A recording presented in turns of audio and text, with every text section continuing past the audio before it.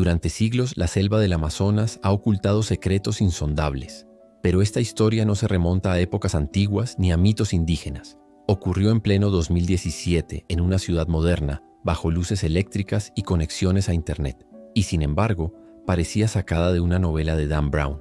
Bruno Borges era un joven común, inteligente, introspectivo, estudiante de psicología. Pero lo que haría lo volvería un enigma nacional.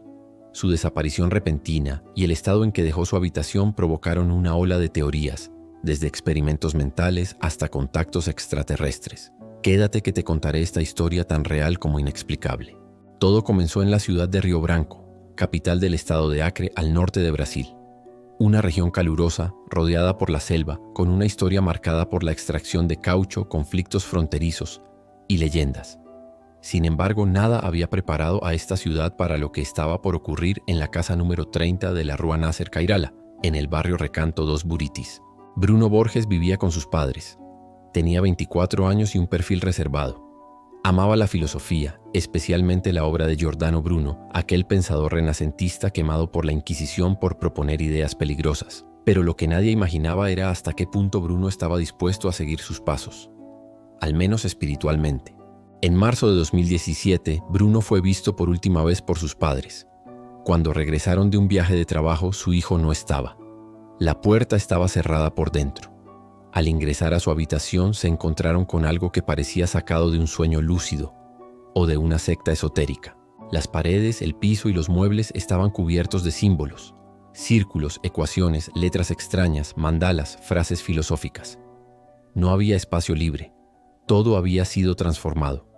Una estatua de Giordano Bruno, de tamaño natural, dominaba el centro del cuarto como un guardián de secretos.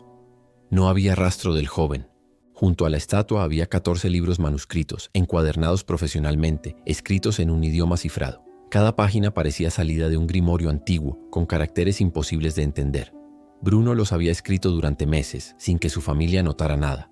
El contenido exacto aún hoy permanece parcialmente descifrado. Los medios estallaron. El caso fue bautizado como el del menino do Acre, el chico del Acre. ¿Había huido? ¿Había sido abducido? ¿Formaba parte de un experimento mental? ¿Un engaño mediático? Las teorías se multiplicaban. Mientras tanto, la policía investigaba sin pistas claras. La imagen del cuarto de Bruno se volvió viral. Los videos caseros mostraban cada rincón cubierto de símbolos. Las frases pintadas en la pared parecían salidas de un tratado de ocultismo. El conocimiento es la clave para la evolución. El alma no muere, solo transmuta. Nadie entendía bien qué quería decir, pero todos sabían que no era un simple adorno. Expertos en criptografía fueron contactados. Lingüistas, matemáticos, programadores. El idioma que Bruno había inventado parecía seguir un patrón lógico. Algunos notaron que cada letra correspondía a un símbolo, como en un alfabeto cifrado. Al poco tiempo, internautas brasileños comenzaron a descifrar fragmentos. Uno de los libros contenía reflexiones sobre el alma, el universo, la reencarnación. Otros hablaban de contacto con seres superiores. Todo parecía indicar que Bruno estaba construyendo un sistema de pensamiento propio, una especie de religión filosófica. Pero ¿por qué desaparecer? Su familia insistía. Bruno no tenía problemas mentales, no consumía drogas, no mostraba señales de depresión. Era reservado, sí, pero funcional. Estudiaba, tenía amigos, hablaba con normalidad. El único cambio, decían, había sido su creciente obsesión por Giordano Bruno y por escribir su obra maestra. En los foros, las teorías se salieron de control. Algunos decían que Bruno había accedido a una verdad prohibida y que alguien lo había hecho desaparecer. Otros, más terrenales, pensaban que se trataba de una estrategia de marketing, una forma de lanzar su libro de forma viral. La figura de Bruno oscilaba entre mártir, iluminado y farsante. La policía, mientras tanto, no encontraba rastros. Revisaron cámaras de seguridad, llamadas telefónicas, cuentas bancarias. Todo estaba en orden. Nadie había visto a Bruno salir del barrio. No había señales de violencia ni rastros de alguien más en la casa. Parecía simplemente que se había desvanecido. Incluso el cuarto fue tratado con extremo cuidado. Las autoridades decidieron preservar la habitación intacta, como si fuera una escena de crimen o un museo. Los libros fueron fotografiados, digitalizados, pero no se permitió a los medios tocarlos directamente. La familia, entretanto, vivía entre el duelo y la incredulidad. Pasaron semanas. Las búsquedas no daban frutos, pero algo inquietante empezó a circular. En uno de los manuscritos, Bruno dejaba entrever que su desaparición estaba planeada, que el retiro era parte de un proceso de iluminación. Eso encendió aún más las alarmas. ¿Estaba Bruno siguiendo algún tipo de ritual?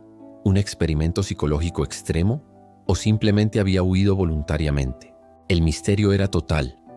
El caso había superado las fronteras de Acre. Brasil entero hablaba del menino do Acre. Se organizaron grupos de búsqueda voluntarios. Las redes sociales se llenaron de imágenes, especulaciones, conspiraciones. Pero todo seguía igual. Silencio absoluto. 131 días. Ese fue el tiempo exacto que Bruno Borges estuvo desaparecido. Y entonces un día cualquiera, como si nada, volvió a aparecer. Era la madrugada del 11 de agosto de 2017 cuando una cámara de seguridad captó a un joven caminando tranquilamente por una calle de Río Branco. Cabello más largo, barba crecida, mirada calma. Era Bruno. Vestía ropa sencilla, cargaba una mochila al hombro. No parecía alterado ni herido. Simplemente caminaba como si acabara de regresar de la esquina, no de un limbo de 4 meses. La noticia explotó como pólvora. En cuestión de horas, periodistas, curiosos y autoridades se congregaron frente a la casa de los Borges. Bruno fue recibido por su madre con lágrimas. No hizo declaraciones. No quiso dar entrevistas. Su rostro, sin embargo, decía mucho. Estaba sereno, casi en paz. Lo primero que dijo a su familia fue que no había sido secuestrado, ni perseguido, ni obligado a huir. Se había ido por voluntad propia.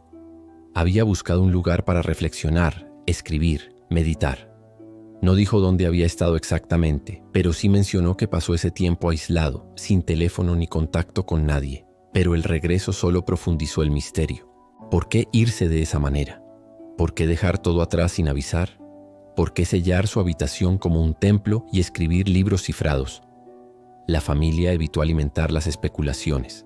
Bruno, por su parte, dijo que había terminado su fase de reclusión y que poco a poco iba a revelar su mensaje al mundo. Durante los días siguientes, Bruno reapareció en las redes sociales. Empezó a dar pequeños adelantos de su libro titulado TAC, Teoría de la Absorción del Conocimiento. Según él, se trataba de un método para expandir la mente, alcanzar nuevos niveles de conciencia y comprender mejor la existencia. La crítica fue mixta. Algunos lo tildaron de loco, de farsante. Otros lo consideraron un genio incomprendido. Para sus seguidores, Bruno era un pensador revolucionario.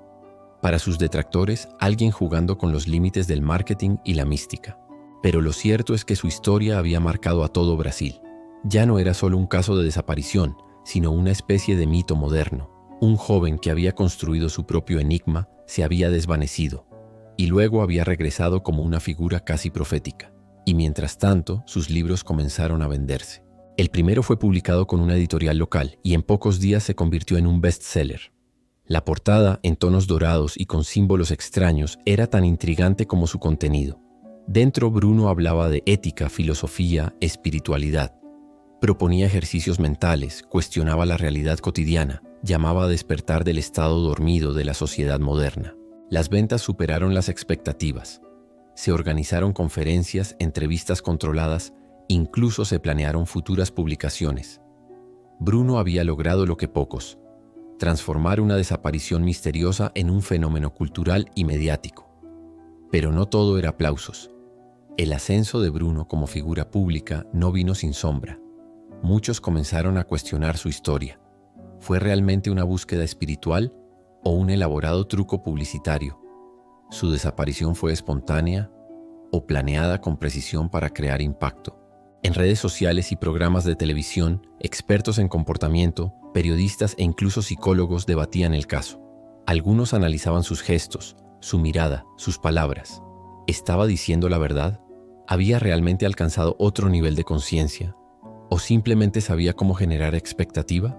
Las críticas más duras no vinieron del público general, sino de antiguos conocidos y analistas del fenómeno mediático. Varios apuntaban a una posible estrategia de marketing encubierta, planeada para lanzar su libro con impacto. La misteriosa habitación, los manuscritos cifrados, la repentina desaparición, y luego el regreso justo antes de que el interés se apagase. Todo parecía demasiado perfecto. Incluso surgieron teorías más radicales. Algunos aseguraban que Bruno había sido parte de una secta espiritual, que su reclusión fue en realidad un retiro en algún punto remoto del país. Otros aseguraban que su obra estaba inspirada en escritos esotéricos antiguos y que buscaba fundar su propia corriente de pensamiento. Pero Bruno no se defendía. No atacaba ni desmentía. Mantenía su postura serena. Hablaba solo cuando quería y con frases calculadas. En entrevistas breves decía que no estaba interesado en fama ni en dinero, que su objetivo era compartir conocimiento y que cada quien era libre de interpretarlo como quisiera. Aún así, la controversia aumentaba. Y dentro de su propia ciudad natal, muchas personas comenzaron a cambiar su percepción sobre él. Algunos lo consideraban un orgullo acreano, alguien que había puesto a Río Branco en el mapa. Otros, sin embargo, lo veían con desconfianza. Sentían que había usado la atención nacional para beneficio propio y que el aura de misterio solo escondía una buena estrategia publicitaria. Un detalle que reavivó las críticas fue el tema del dinero. Poco después de su regreso, se supo que Bruno había registrado los derechos de sus libros. Además, las ventas del primer volumen generaron ganancias importantes. Se estima que más de 20.000 ejemplares fueron vendidos en pocos meses. Entonces la pregunta surgió sola. ¿Era todo un negocio desde el principio? Pero tal vez lo más inquietante del caso es lo que vino después. Tras el revuelo mediático, Bruno Borges se retiró lentamente de la vida pública. Las entrevistas cesaron. Su actividad en redes sociales se volvió casi nula. El joven que una vez cautivó al país con su desaparición y su obra encriptada, se desvanecía otra vez, pero esta vez en silencio. No volvió a publicar más libros. No dio más conferencias. Algunos cercanos aseguran que se dedicó a escribir en privado, a meditar, a estudiar lenguas antiguas. Otros dicen que simplemente decidió desaparecer del ojo público para siempre. Sin embargo, el legado de su historia quedó grabado en la memoria colectiva brasileña. Cada cierto tiempo, el nombre Menino do Acre vuelve a sonar en redes, en foros conspirativos, en canales de misterio. Algunos lo citan como un genio incomprendido, otros como un ejemplo de manipulación mediática. Incluso hay quienes lo veneran como figura filosófica o espiritual. Pero la verdad, como tantas veces, sigue atrapada entre lo real y lo simbólico. ¿Fue Bruno un visionario que buscaba despertar mentes dormidas? ¿O simplemente un joven brillante que supo cómo construir un enigma perfecto? ¿Desapareció para explorar planos superiores? ¿O simplemente para lanzar un libro con más impacto? Y lo más desconcertante, ¿por qué nunca aclaró nada? En un país tan rico en folclore, espiritualidad y creencias místicas como Brasil, el caso de Bruno Borges encontró tierra fértil para crecer. Entre curanderos del Amazonas, filosofías alternativas y la herencia del espiritismo popular, la historia de un joven que desaparece para evolucionar conecta con algo profundo del imaginario colectivo. Pero quizá eso es justamente lo que más asusta, que aún en pleno siglo XXI, lo inexplicable nos siga fascinando más que lo evidente. Porque más allá del marketing, de los libros vendidos, de los manuscritos decodificados, queda la sensación de que Bruno sabía algo que nosotros no, y eligió no contarlo. Suscríbete si quieres seguir explorando los casos más misteriosos de Brasil y del mundo. ¿Tú qué opinas? ¿Fue toda una estrategia? ¿O crees que realmente alcanzó otro nivel de conciencia? Nos vemos muy pronto en otro relato donde la realidad se encuentra con lo inexplicable.